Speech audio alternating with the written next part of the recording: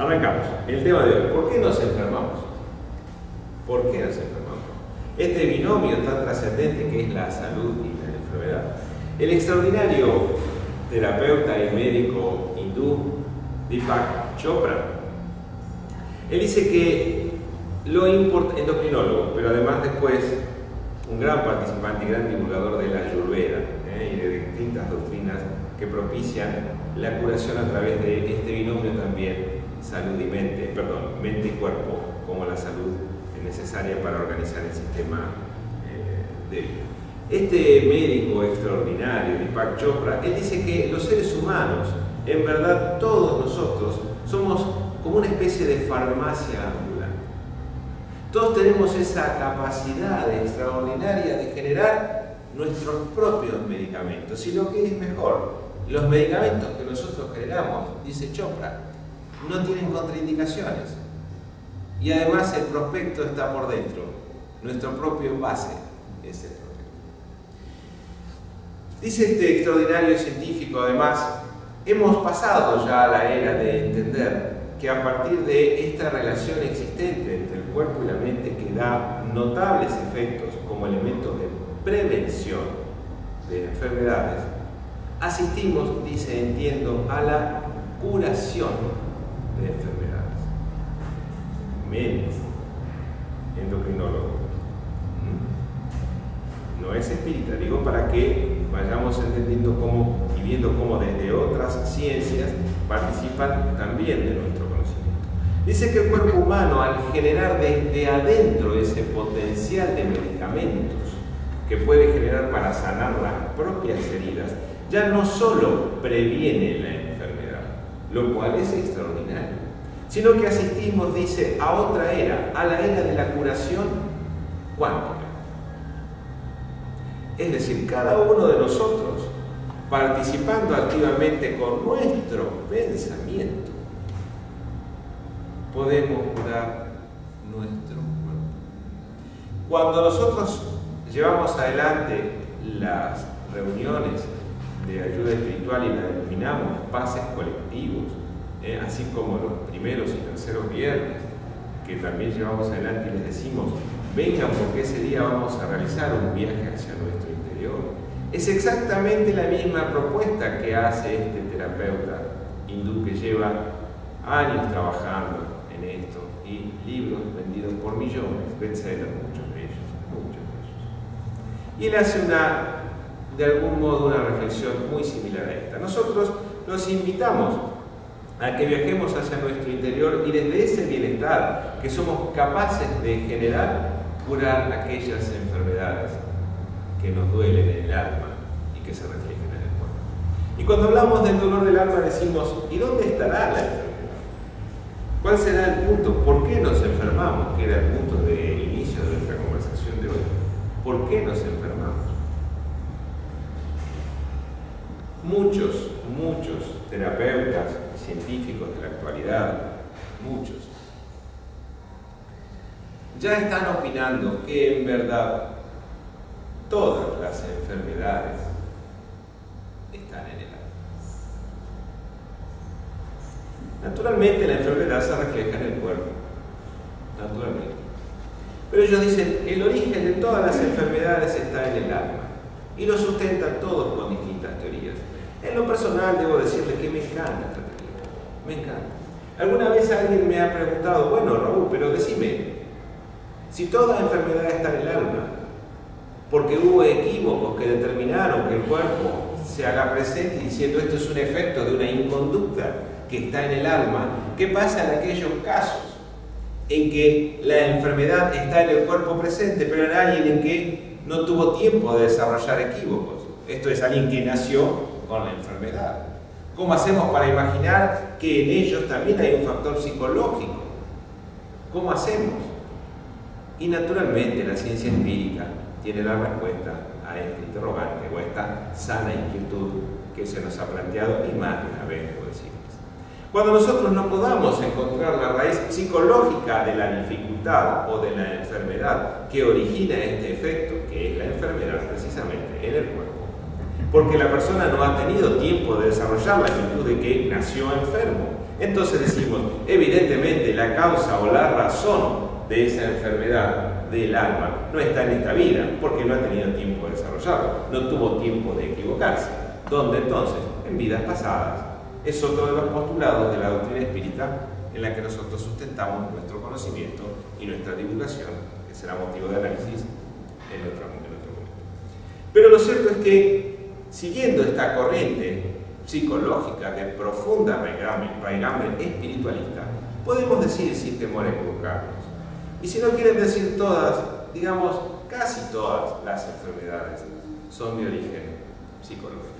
La Organización Mundial de la Salud plantea 3 conceptos para mantener la salud o esta diferencia entre salud y enfermedad. Dice lo siguiente: no solo plantea que no hay enfermedades sino enfermos, sino que también dice, no basta con que alguien no tenga enfermedad para tener salud. Dice que la salud se organiza bajo 3 parámetros. El parámetro naturalmente orgánico, el parámetro psicológico y el parámetro social. Si hay equilibrio en estos 3 aspectos, en lo orgánico, en lo psicológico y en lo social, podemos decir que la persona está saludable. Está saludable. La ciencia espírita hace un aporte extraordinario. No solo se suma a esta corriente de la Organización Mundial de la Salud, este organismo internacional que da, en definitiva, las pautas mundiales de lo que debe entenderse en determinados puntos, no solo nosotros nos sumamos a esta corriente, sino que decimos, a estos equilibrios sentados por esta extraordinaria Organización Mundial de la Salud, decimos a estos 3 equilibrios que ella propone, desde lo psicológico, lo orgánico, lo psicológico y lo social, decimos, hay necesidad de un equilibrio espiritual. Y podrán decirme, bueno, Raúl, pero si se está tratando el tema, cuando hablamos del equilibrio psicológico, la psicología en definitiva es la ciencia que estudia el alma. Es verdad, es la ciencia que estudia el alma. Pero la ciencia espírita agrega un concepto más a la ciencia psicológica, que es el estudio del periespíritu. Nosotros agregamos a esta cuestión el estudio del periespíritu y decimos, para que exista esa salud que nosotros estamos buscando y que haya ese organismo, ese equilibrio espiritual, es necesario que el periespíritu, que es el archivo del alma, ahí donde está guardada toda la información, y que esto, hay que decirlo, es la ciencia espírita la única que lo trata en profundidad, ahí cuando nosotros analizamos esta cuestión decimos, entonces todas aquellas cosas que a mí me pasan tienen un reflejo directo en este elemento semimaterial que denominamos periespíritu y que también está presente. Y que hace que, si esto está equilibrado, entonces coincidiendo con el precepto de la Organización Mundial de la Salud, podamos decir, además entonces de los 3 equilibrios mencionados, es necesario el equilibrio espiritual. Para que sea necesario el equilibrio espiritual, la conducta moral que llevemos en nuestra vida se hace imprescindible. Y esto es patrimonio de análisis y de estudio de la doctrina y la ciencia espírita, a la que, por supuesto, nosotros invitamos. En este proceso que decimos que podemos curarnos desde adentro hacia afuera, retornando a este extraordinario científico indio Deepak Chopra, él dice, el envejecimiento, a diferencia de lo que sucede en los animales, no es así de tangible en los humanos. Entonces ustedes podrán preguntarse, o podrán reflexionar junto conmigo, con razón, Marcelo está tan joven. No es que para él no pasa el tiempo, es que él hace cosas más tan joven. Porque el envejecimiento no es igual que en los animales. En eso nos diferenciamos, y mucho. Los seres humanos podemos pasar todo un tiempo más, no siempre envejecer del mismo modo. Posiblemente algunos de ustedes también estén pensando, qué bien que está Raúl. Yo sentiré como yo. Tengo razones para estar así, que me ayuda mucho a que esto suceda. Lo cierto es que la vejez es un proceso que puede revertirse, chicos. Y ellos señalan un elemento central, que son los biomarcadores. Ellos dicen, hay un elemento, una fuente, que son los biomarcadores que dan las pautas del envejecimiento. Estos biomarcadores no son iguales en todos. cuerpos. Entonces, estos biomarcadores como son la presión, la masa muscular, la presión sanguínea, los sentimientos vinculados con los pensamientos, toda una serie de biomarcadores que pueden tomarse en cuenta a la hora de hacer el análisis de una persona, varían, no son iguales. Entonces, esos biomarcadores en un ser humano de 60 o 70 años, alguien que esté saludable físicamente, puede hacer lo que se sienta como una persona de 25. O, por el contrario, alguien de 25, cuyos biomarcadores no se encuentren de esta forma determinados, estos factores estén alterados, o como dice Chopra, estén quemados, hace que una persona, a pesar de tener 25 años, parezca de 60 o 70. No es el caso del presente, que son todos de apariencia mucho más jóvenes de lo que en algunos casos sé que tienen. Bien, lo cierto es que estos biomarcadores pueden modificarse, pueden cambiarse. Miren qué notable. Y él propone un cambio desde adentro hacia afuera. Coincidiendo con esta preciosa doctrina que a mí me gusta mucho citar cada vez que puedo, vinculada a este extraordinario científico, Chopra, hay otro médico, Juan Hitzig, que también nos hace una propuesta interesantísima y muy coincidente con la doctrina espírita. Muy, muy coincidente. Y él dice, hay conductas S y conductas R. Las conductas S que generan serotonina y que dan esa posibilidad del bienestar en el cuerpo son la serenidad, la sabiduría, la solidaridad, el servicio, la sonrisa. Conductas S. Que estas conductas S van a generar actitudes muy saludables, actitudes de bienestar. Pero hay otras conductas, dice Juan Hitzig, que son las conductas R, que generan mucho cortisol. La rebeldía, la rabia, el resentimiento, que van a traer también aparejadas actitudes vinculadas con estos sentimientos de rebeldía, de rencor. Entonces tenemos posturas que no son coincidentes a lo mejor desde lo científico, pero que desde el fondo son casi iguales. Y si no son idénticas, permítanme, muy parecidas con nuestro punto de vista. Por un lado, entonces, la conducta de Deepak Chopra, que nos plantea una renovación desde adentro. Y que estamos en este momento asistiendo a la era de la curación cuántica, es decir, ya hemos superado la era de la medicina preventiva para pasar a la era de la medicina curativa o curación cuántica a partir de los pensamientos. Juan Hitzig, este otro médico también extraordinario, que habla de estas conductas S y R para marcar las consecuencias que esto puede traer. La Organización Mundial de la Salud diciendo que no alcanza con no estar enfermo. No es suficiente, es necesario el equilibrio psicológico, orgánico y social. Y finalmente, la ciencia de los espíritus, que nos dice a estos tres elementos debemos agregarle, sin temor a equivocarnos, el equilibrio espiritual. ¿Cuánto tienen que ver los pensamientos en esto? Todo, absolutamente todo. El pensamiento es creación. Y a partir de mi propio pensamiento, siguiendo estas corrientes que nosotros citamos para que vean los puntos de contacto que ellas tienen, nosotros decimos, a partir de nuestro pensamiento, generamos ese bienestar o ese malestar en nuestras vidas. ¿Y en qué se refleja? En todo. ¿Y en qué momento? En cualquier momento. Hace algunos años, una persona me consultaba así en forma recurrente por un malestar que ella padecía. Y de verdad no era alguien que comiera desprolijamente, ¿eh? Se alimentaba normalmente y, podríamos decir, en términos normales, sano. Sin embargo, el malestar la acompañaba, una mujer. La acompañaba en forma constante. Y no sabía qué hacer porque sus análisis, como sucede habitualmente, y los médicos con muy buen criterio llevan adelante, daban bien. Sin embargo, ella el malestar no sentía. No sentía. Era un dolor en el estómago, así lo situaba.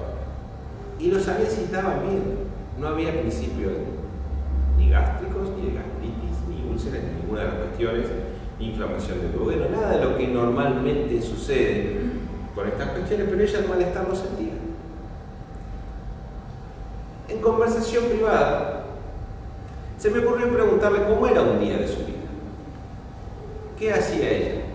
Trabajaba por la mañana y al mediodía, cuando llegaba a la casa, vivía sola, cocinaba algo rápido, algo común, y lo primero que hacía era prender el televisor.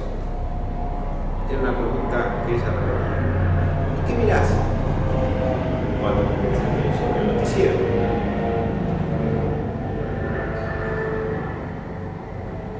Entiendo, le digo humildemente, que ahí está uno de los puntos que te genera semejante malestar. Si al momento de ingerir los alimentos tu pensamiento está vinculado, como sucede al mirar la televisión, con lo que estás viendo, y lo que estás viendo es noticias desastrosas, pésimas, malas noticias, sangrientas, naturalmente podemos decir que estás asimilando junto con la comida esto que estás viendo. Esto es ni más ni menos que asimilar con el cuerpo lo que se está pensando. En este caso, ingerido a través de la comida. Naturalmente, ese tipo de programas televisivos afectan siempre, pero en este caso, particularmente, a esta mujer la afectaba porque lo hacía además mientras comía. Y no era tanto lo que comía, sino cómo lo comía. Porque de verdad, la dieta que llevaba era una dieta equilibrada, sin picante, bueno, todo esto que conocemos, que no soy especialista aquí sabe. No lo paramos un día de Seba y de Dani acá y está en la clase de cocina. Bueno, pero no es este el caso, lo pueden hacer en otro momento. Ella comía sana de verdad. Bueno, y al comer así de sano, sin embargo, lo repercutía en el cuerpo de una manera determinante. En los análisis esto no aparecía y ella el malestar lo sentía. Los resultados fueron extraordinarios. Ella debió cambiar el hábito de no prender el televisor cuando se sentaba a almorzar y la molestia fue desapareciendo. Un concepto, naturalmente, netamente espírita de la terapia espírita. Ver cómo controlamos los pensamientos en el momento de nuestras vidas. Se daba otro caso muy particular también. Una mujer que sentía este malestar porque había sido una familia de esta persona, había sido también maltratada. Entonces ella era un caso un poquito más curioso. Ella está bien, Raúl. Yo perdono, pero no me olvido. Y no me olvido de una carga de cortisol que ustedes no pueden imaginar. Naturalmente eso también afectaba decididamente, decisivamente en su organismo. Todas estas conductas, tanto la conducta S de Hicksig como la conducta R también de Juan Hicksig, afectan a nuestro organismo y nos lleva a estos estados patológicos que en su gran mayoría, y si ustedes quieren, no en su totalidad, pero en su gran mayoría, tienen origen en el alma. ¿Por qué enfermamos entonces? Porque el alma está enferma. Con estas conductas la enfermamos. Si somos capaces de llevar adelante ese viaje hacia nuestro mundo interior, propuesta que tenemos los días vinculados a pases colectivos, que cada uno viaje a su interior para sacar aquello que lo está lastimando o la está lastimando, podrán encontrar en esa mismísima terapia un factor de sanación extraordinario. Se lo podemos asegurar con conocimiento de causa. Un factor extraordinario de ayuda para ustedes. Bien. Bueno, y para ir terminando, ¿nos podemos ambientar un poquitito?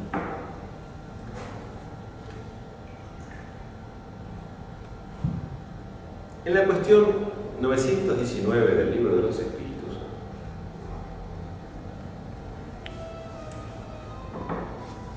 los guías espirituales y Kardec al final hace una nota extraordinaria.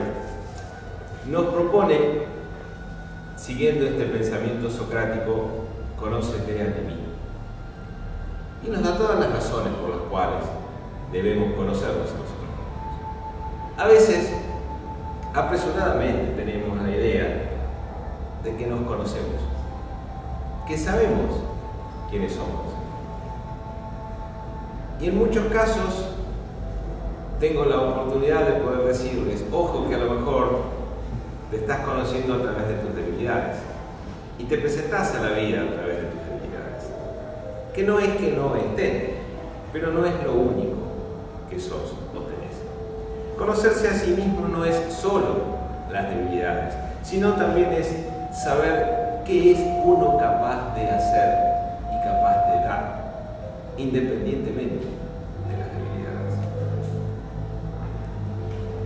Una criatura, intentando analizar esto alguna vez, se acercó a un sabio para decirle que estaba haciendo este análisis. Estaba tratando de conocerse a sí mismo y necesitaba pautas de orientación. Y este sabio, de manera sintética, extraordinaria y sencilla, como nos gusta a los espíritas, le dice: la mejor manera de conocerse a uno mismo es acostumbrarte a verte bien vos mismo.